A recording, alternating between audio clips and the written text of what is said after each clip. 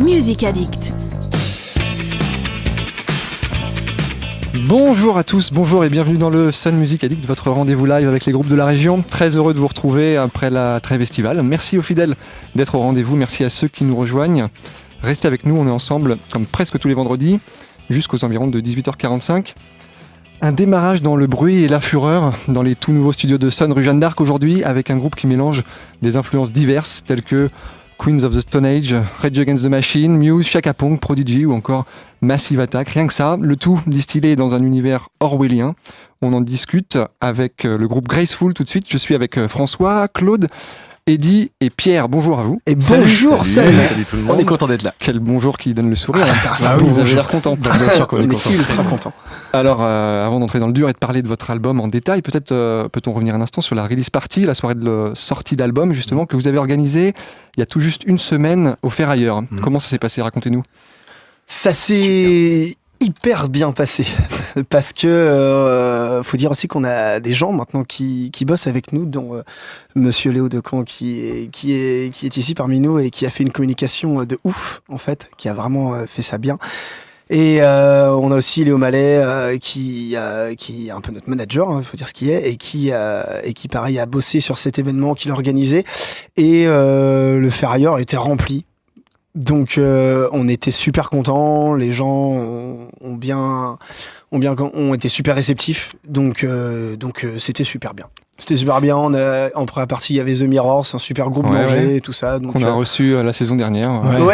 Il me semble. Ouais. Et pareil, on s'est très bien entendu aussi, enfin une soirée nickel. Et d'ailleurs, le Ferrailleur, on les remercie parce qu'on a fait une résidence de 2 jours chez eux avant, en fait. Ouais. Et on l'a pas fait. Enfin voilà, ils nous ont prêté les lieux entre guillemets. Et voilà, le patron nous a très bien reçus. Il nous a fait des câlins à la fin du concert pour nous dire que c'était bien. Donc vous n'êtes pas obligé de tout nous raconter. Donc voilà, quand passe des choses. Quand on nous remercie comme ça à la fin, on est content. On était hyper content. C'était hyper chaleureux, quoi. Bon, vous avez remercié tout le monde qu'il fallait, c'est bien. Vous êtes de bons élèves. Mais c'est une étape importante, la release party quand même. La sortie d'un album d'abord et puis la release party, donc vous avez passé cette étape avec brio. Voilà, c'est une grosse source de stress, quoi. Voilà, on savait pas trop vers quoi on allait. C'était la première fois qu'on faisait ça sérieusement, une vraie release party. Ça. C'est un projet qui a pris 2 ans à se monter. Voilà, ça a pris 2 ans. Quoi. Pas mal de temps. Et vous disiez tout à l'heure que vous étiez en résidence au Ferrailleur. Comment ça se passe? Comment on travaille sur une résidence pour préparer un concert concrètement? Vous arrivez le matin à 8h, vous travaillez jusqu'à 18h. C'est presque ça. Vous prenez un sandwich. Alors vu qu'on est des musiciens, on arrive plutôt à 10h.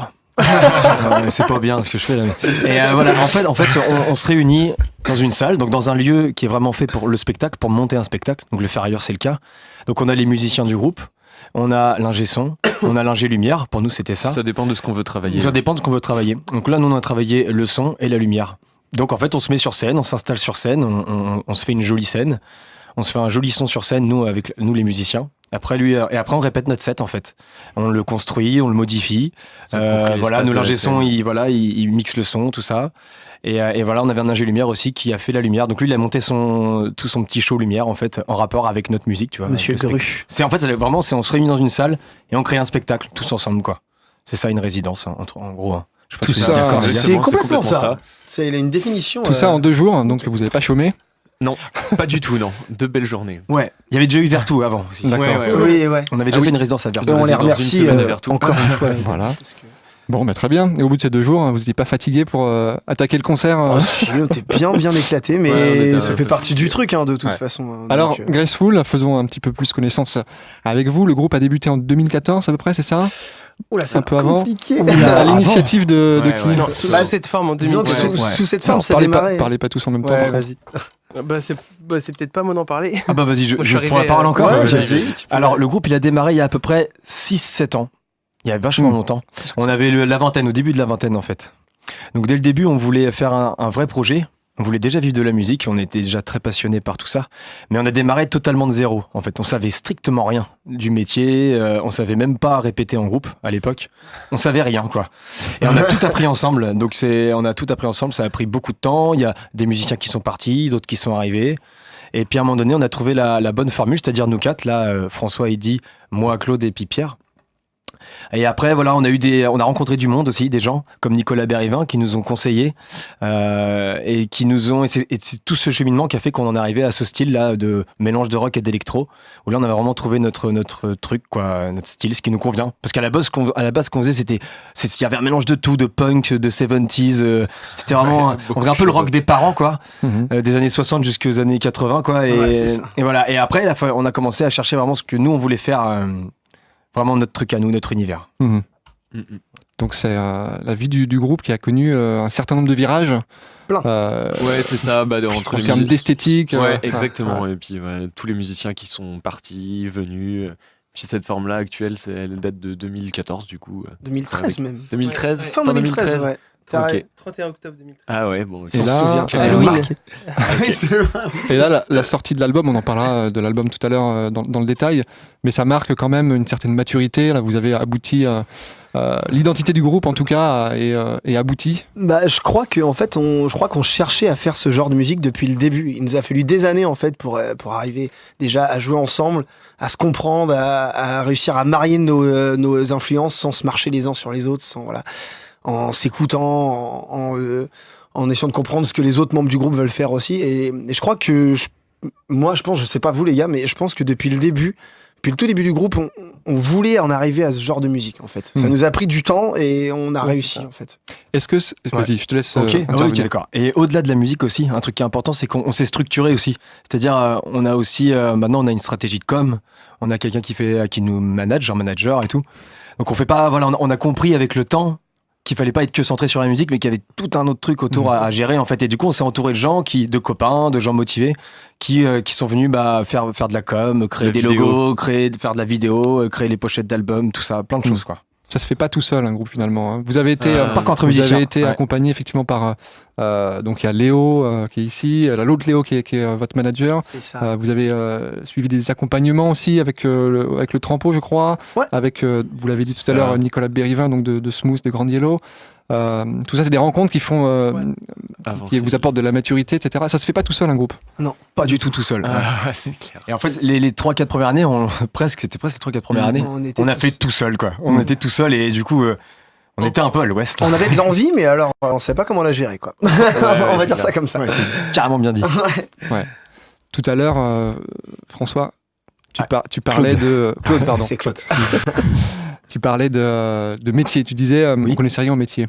Oui. Il y a cet aspect-là aussi dans le projet. Vous avez l'envie de vous professionnaliser. Il y a une ambition professionnelle. Alors, je vais jouer un peu l'avocat du diable. N'y voyez pas malice, mais tout de même, pour beaucoup de musiciens qui fréquentent le milieu amateur, faire de la musique de façon professionnelle, ça reste un peu inaccessible.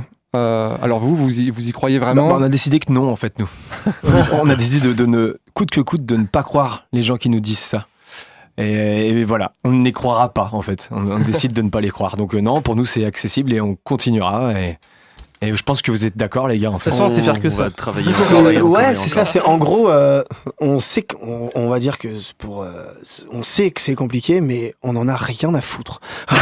Concrètement. C'est ça. C'est ça en fait. Je trouve ça plus compliqué d'aller bosser 8 heures par jour pour quelqu'un d'autre. C'est plus compliqué pour moi. Ouais, ça, on n'est pas fait pour autre chose. Je trouve ça plus compliqué. Voilà. Beaucoup On plus veut faire compliqué. Ouais.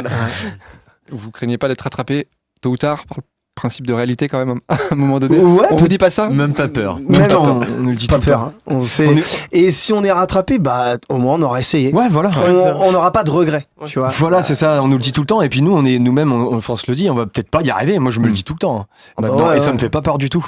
Par contre, moi, ce qui me fait peur, c'est de baisser les bras et d'arriver à plus tard, quand j'aurai, je sais pas, 40, 50 ans, et de me dire, waouh, quand j'avais 27 ans, j'ai baissé les bras, quoi. Non, je vais.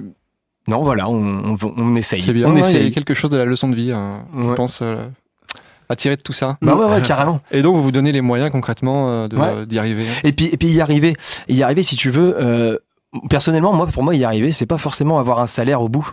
Moi, en l'intérieur de moi-même, je veux réussir à devenir un musicien professionnel. Et à un moment donné, si à 40, 50 ans, là, je suis là et j'arrive à me dire à moi-même, je suis un musicien professionnel, moi, là, je sais faire de la musique, j'ai développé mon univers et mon art, même si l'entourage me le dit pas, me le fait pas savoir, tant pis, en fait. C'est un peu une quête personnelle aussi, quelque part. Voilà, c'est pas grave si on n'est jamais connu, si on n'en vit jamais Ça financièrement. passe pas forcément par la notoriété. Voilà, la réussite, ça se fait pas forcément par la notoriété, je pense. Ça se fait à l'intérieur de soi, je pense. Ouais.